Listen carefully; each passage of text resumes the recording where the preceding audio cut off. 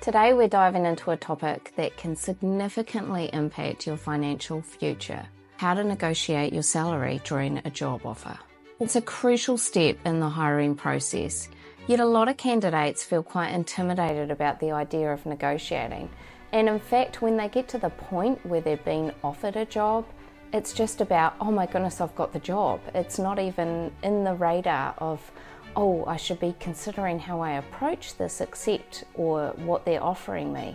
So often the offer will come and your expectations of what you think they're going to offer you and what they actually offer you aren't too far apart. So the default position is often for candidates to just go, okay, great, it's actually not that far. I'm just going to say yes, this is so exciting, I've got the job.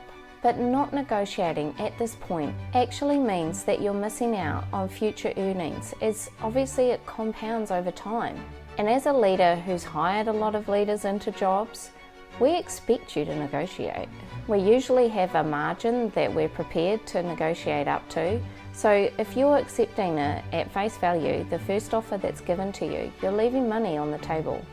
And that's your future compounding earnings. You might also want to consider the long-term impacts of this.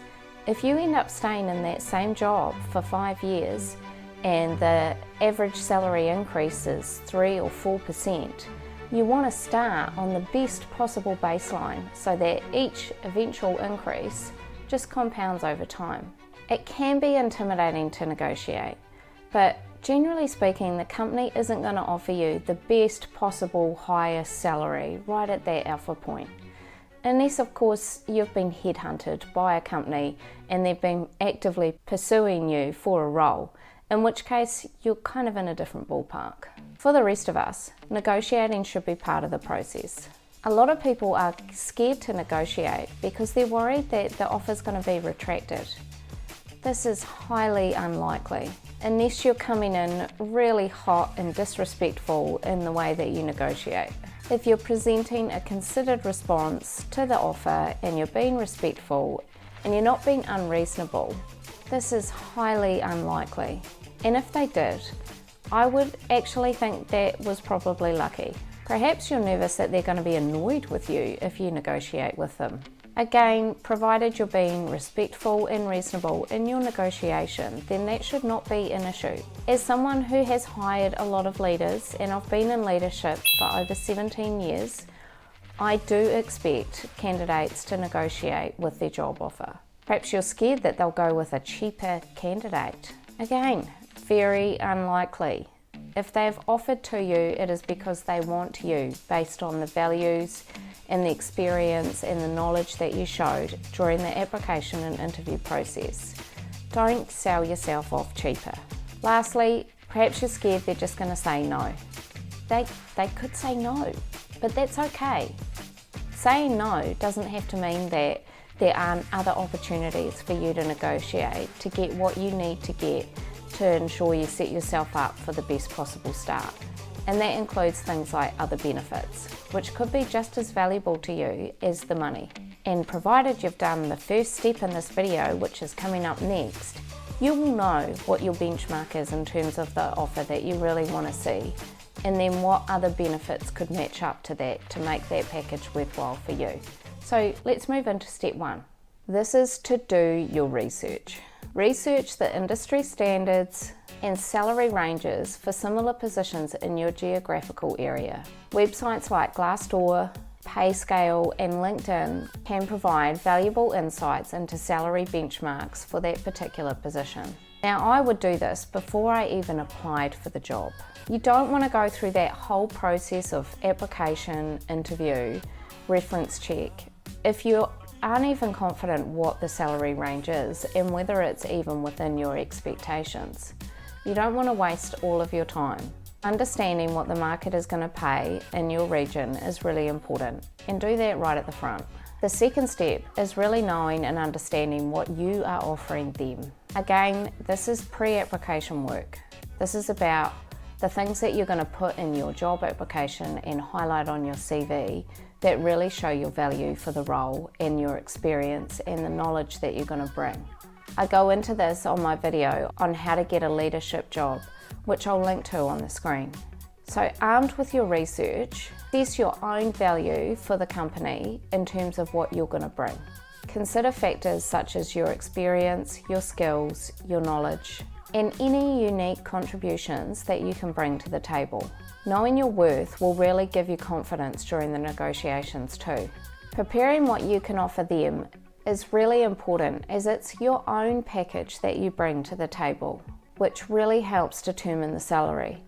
If you're brand new into the field, you won't have quite as much leverage in terms of salary negotiation, and you will have to set up your expectations about starting at the lower end of the range. However, if you're really experienced and you're bringing unique attributes to the role, then you can really push further up that scale.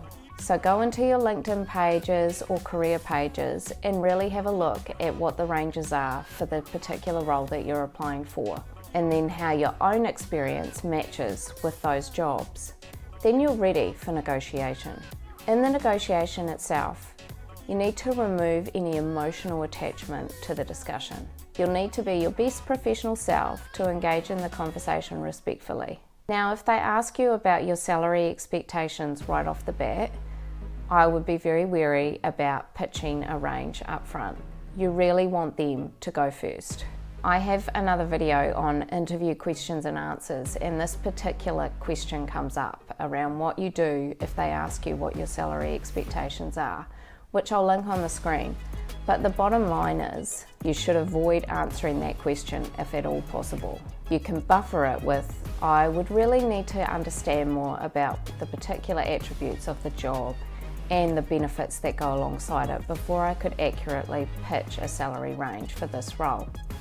However, if they keep really pushing you on asking for a salary range, then this is where all of that research and prep that you have done is really important, because then you know what the industry standards are, you know what it is that you'd be offering, to know which end of that range you should be pitching at, and then I would really focus on the bottom of the range is where you really want your salary to sit.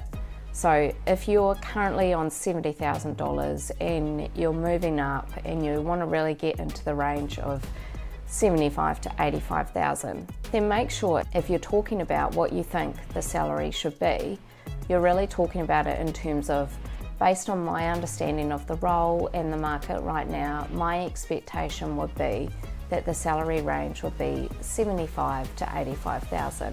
And then that way, if they did offer you the bottom of that range, which is $75,000, that was what you were thinking you were going to get anyway. So you've kind of left yourself with, okay, good, that was what I wanted. However, again, I really would push for them to be the one that provides the range rather than yourself. So let's assume now that they have rung you and they've said, hey, really great to meet you. You did a really wonderful interview. We're really excited about the experience that you can bring to the role, and we'd like to offer you the job. My recommendation is that you stay cool. Be enthusiastic, thank them, tell them that you are very excited to hear this, but don't immediately accept straight off the bat. You need to hear what it is that they're actually offering you. I have been in leadership for over 17 years, and I am always surprised by the amount of candidates that I will ring to offer a role that immediately accept the job before I've even had a chance to go into the salary, the benefits, and what it looks like. So make sure you hear the full package before you excitedly accept the role. A few things to remember during the negotiation.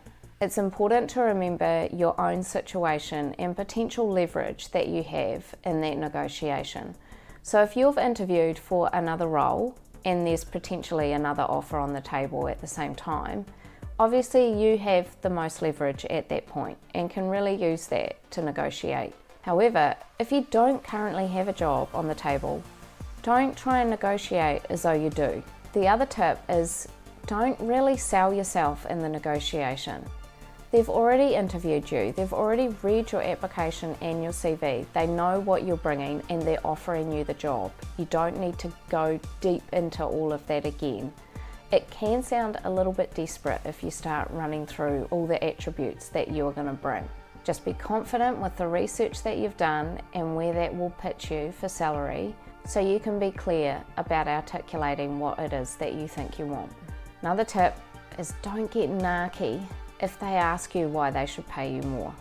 Don't be offended. Remember, often the person that's calling you can actually be part of the recruitment and not a decision maker in salary. So it may be that they only have authority to offer up to a certain point, and if it goes beyond that, they have to bring a reason back to their boss on why they should offer you more. So they could be asking you why they should offer you more genuinely out of, okay, how am I going to sell this to my boss so that I can get you more? So make sure you're really careful about that and don't get offended if they ask you for more information. Now, a big one is don't forget to negotiate your benefits. These are the things that will make a real difference to the whole package. So it could be a car park, it could be employer contributions to your superannuation or retirement package. It could be access to healthcare, a later start time, remote working options. Don't leave this for when you're in the role. Don't think, oh great, I've got the salary that I want, I don't really want to push anymore, I'm just going to leave it there and I'll talk about that stuff on my first day. This is the time to negotiate what the whole package looks like. Don't leave it until they've already got you in the role and there's no real leverage there. Finally, be prepared to compromise. This is a negotiation. This is about finding a mutually beneficial solution, but also knowing your bottom line and being prepared to walk away if the salary and the benefits cannot reach what you really need. The last thing you want is to start in the role and within a month think, oh, it's nowhere near what I needed, I've really let myself down, I should have negotiated harder, I don't feel they're paying me what I'm worth. That is not a great way to start a job at all. And sometimes saying no can actually lead to better opportunities down the road. So best of luck for your salary negotiations and thanks for watching.